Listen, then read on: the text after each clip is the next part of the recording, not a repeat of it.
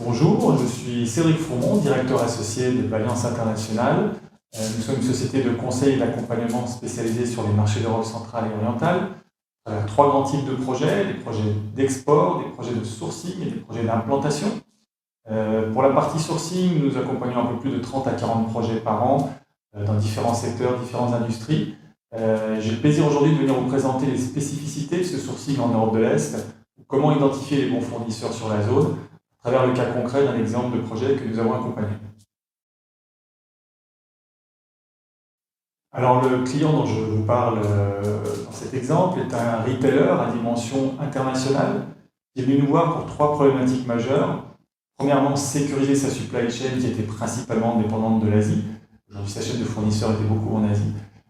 Deuxième point était de diversifier ses sources d'approvisionnement sur l'Europe, l'importance de son empreinte carbone et de pouvoir être plus proche de ses clients. Et enfin, le troisième point, c'était le benchmark, de pouvoir benchmarker la compétitivité des fournisseurs en Europe par rapport à d'autres fournisseurs ailleurs dans le monde. Alors la première partie du projet s'est concentrée sur une sélection des familles de produits à sourcer sur la zone, et notamment on a présélectionné 16 familles de produits qui correspondaient au tissu industriel sur la zone Europe de l'Est. Et ensuite, nous les avons conseillés, on a présélectionné 8 pays sur lesquels investiguer pour ces familles de produits. Sachant que l'Europe de l'Est est une zone très large, il y a plus de 20 pays, on est sur un sourcing multi-pays, et donc c'est important qu'on puisse rediriger les efforts et concentrer son sourcing sur les pays à plus fort potentiel. Chaque pays va être différent, avec des langues différentes, des cultures différentes, des tissus industriels différents.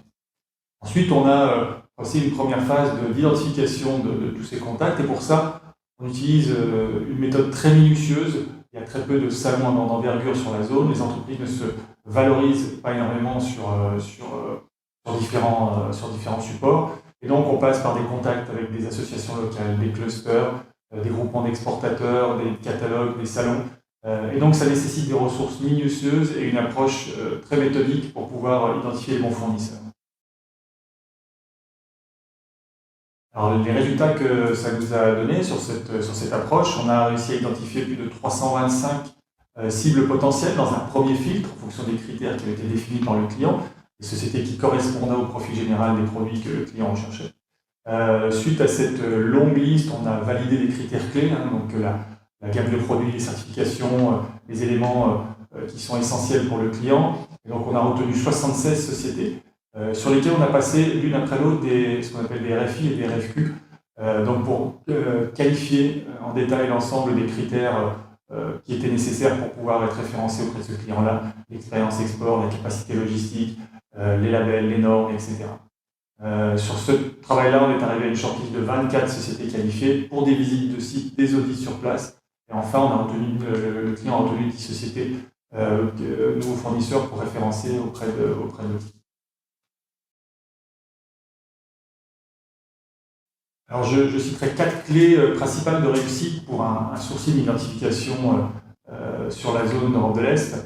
Premièrement, c'est important de comprendre que l'Europe de l'Est est une zone intéressante pour un bon compromis entre un sourcing lointain que peut offrir l'Asie, avec des coûts beaucoup plus bas, et un sourcing en Europe de l'Ouest, où on va avoir des coûts plus hauts, mais avec un niveau de maturité plus important.